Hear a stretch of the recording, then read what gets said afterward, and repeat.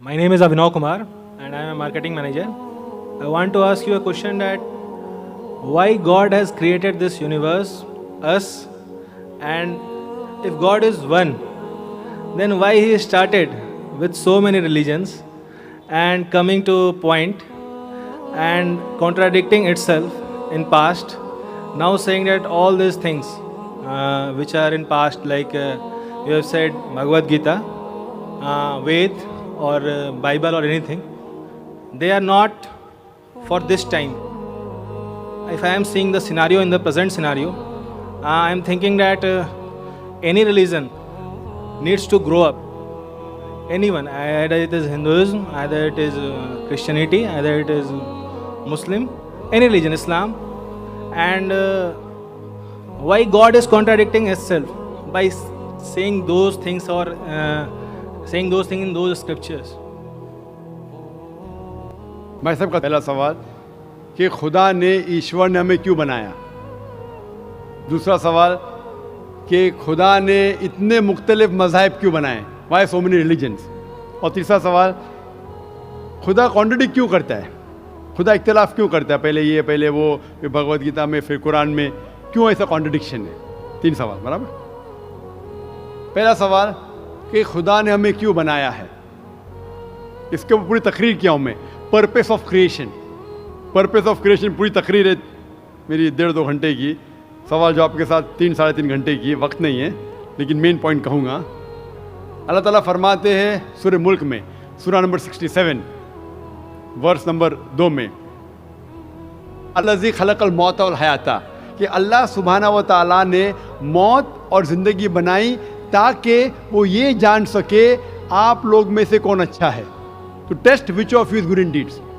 अल्लाह सुब्हाना व तआला के कई मखलूक़ात है, सबसे बेहतरीन मखलूक़ है इंसान।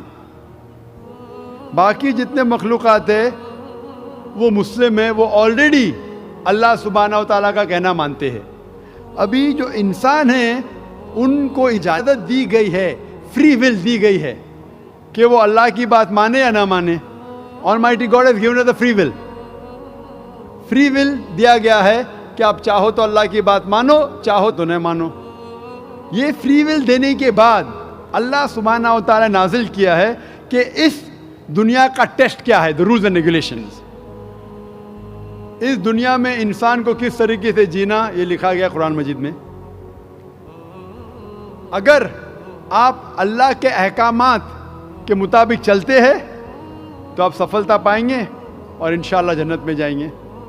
अगर अहकामात के मुताबिक नहीं चलेंगे तो आप इस एग्जामिनेशन में फेल होंगे और फिर जन्नत में नहीं जाएंगे, दोज़ख में जाएंगे। तो this life is a test for the here after.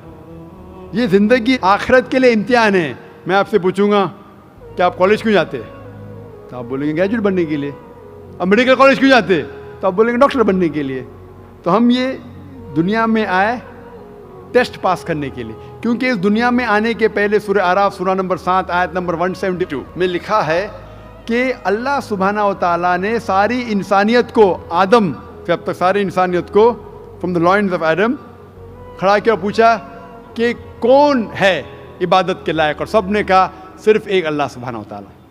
फिर अल्लाह ताला ने पूछा कि कौन ये टेस्ट करना चाहता है, तो इंसान हम बेवकूफ़ थे जो ये टेस्ट करने के लिए आए, क्योंकि बाकी लोग जो पत्थर, पहाड़, जानवर, ये सब मुस्लिम हैं, पर उनके पास चॉइस नहीं है।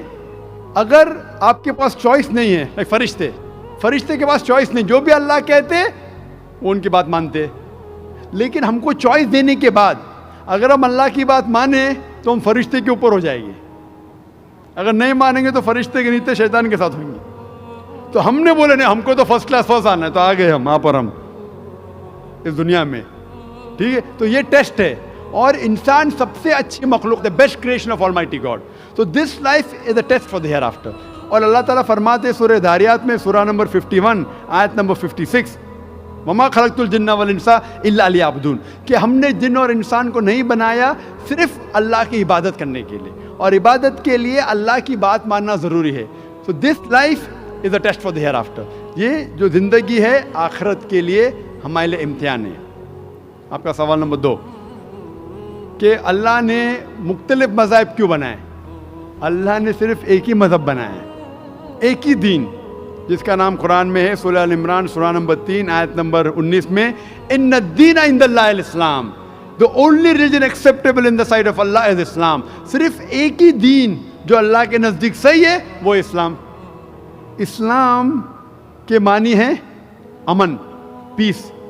इस्लाम के मानी है to submit your will to God, खुद अपने ख्वाहिश से अल्लाह के अहकामात के मुताबिक ज़िंदगी को बसर करना। इस्लाम का मतलब ये नहीं कि मोहम्मद सुल्तान जाकिर, इस्लाम मतलब अल्लाह के अहकामात पे अमल करना और अमन हासिल करना। तो जितने पैगंबर आए सिर्फ इस्लाम सिखाए। मज़हब एक ही है लेकिन मज़हब का पैगाम बदला गया। जिस तरीके से जो पहले भाई साहब के सवाल में मैंने जवाब दिया था कि सारे पैगंबर का अहम पैगाम था कि खुदा एक है, सिर्फ उसकी इबादत करो, और आखिरी पैगंबर मोहम्मद सल्लल्लाहु अलैहि वसल्लम में बाकी चीज़ में लिटिल बिट डिफरेंस होगा, but the basic message was the same.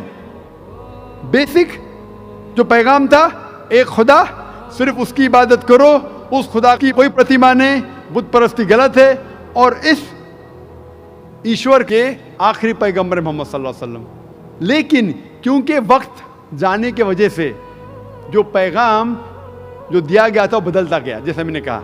तो जितनी मजहबी किताबें जो कुरान के पहले आए, कोई भी मजहबी किताब महफूज नहीं है। हिंदू स्कॉलर्स खुद कहते हैं कि the Vedas have been changed. Bible scholars खुद कहते हैं बाइबल्स हैव बीन चेंज्ड। जितने मजहबी किताब के स्कॉलर्स कहते हैं कि उनकी मजहबी किताब में तब्दीली आ चुकी है, लेकिन कुरान में अल्हम्दुलिल्लाह। और जो दुश्मन इस्लाम है, अकॉर्डिंग टू विलियम मूर, जो एक इस्लाम का बहुत ग्रेट क्रिटिक है, इस्लाम के खिलाफ बात करता है, वो फिर भी कहता है 200 साल पहले कहा कि एक वाहिद मजहबी किताब जो 1200 साल तक के महफूज है वो है कुरान।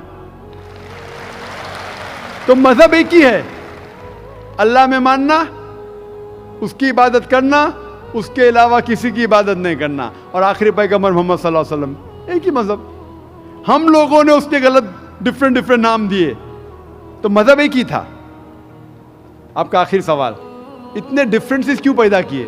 वो अल्लाह ने नहीं किए, इंसान ने किए। खुदा का सब मैसेज यकसा था, हम इंसानों ने उसे तब्दील किया, जैसा मैंने कहा ना, काहे के लिए? फायदे के लिए।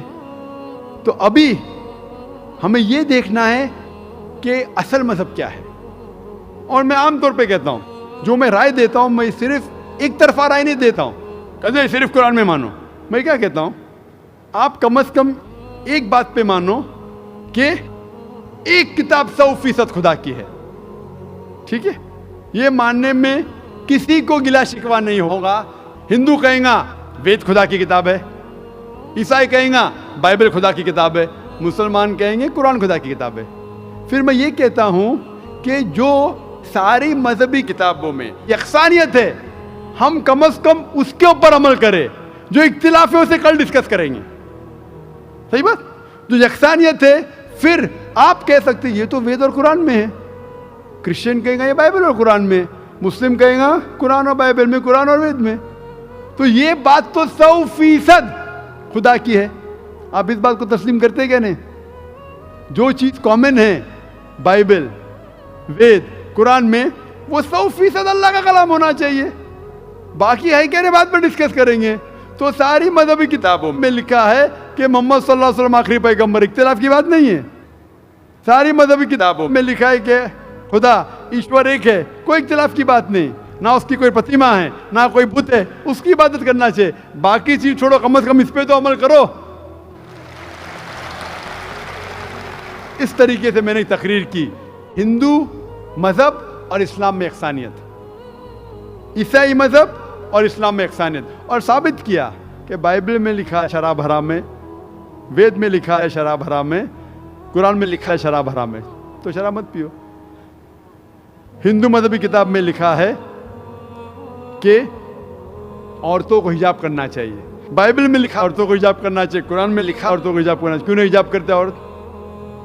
इस तरीके से आप हिंदू मजहब किताब पढ़ेंगे, लिखे सोर का गोश्त खाना हराम है, Vishnu Sutra chapter number 5 verse number 49 में, बाइबल में लिखा है book of Leviticus chapter number 11 verse number 7 and 8, book of Deuteronomy chapter number 14 verse number 8, book of आयदा chapter number 65 verse number 2 to 5 के सूअर का गोश्त खाना हराम है। कुरान का तो जिक्र कर चुका है, 4 जगह लिखा है हम सूअर का गोश्त नहीं खाते, बाकी लोग खाते ईसाई। इस तरीके से मैं कहता हूं कम से कम यकसानियत पे तो अमल करो, इख्तिलाफी बातें बाद में करेंगे। इख्तिलाफ इंसान ने पैदा किया, इख्तिलाफ पैदा करने के बावजूद फिर भी अल्हम्दुलिल्लाह जितनी भी मजहबी किताबें बदली गई है उसके बावजूद जो अहम अहकामात अब भी मौजूद है। इसीलिए मैं आपसे कहता हूं कि एक खुदा में मानो, ना उसकी कोई प्रतिमा है और ना उसके अलावा किसी की इबादत करो, और आखिरी पैगंबर मोहम्मद सल्लल्लाहु अलैहि वसल्लम में मानो। Hope that answers the question. Thank you.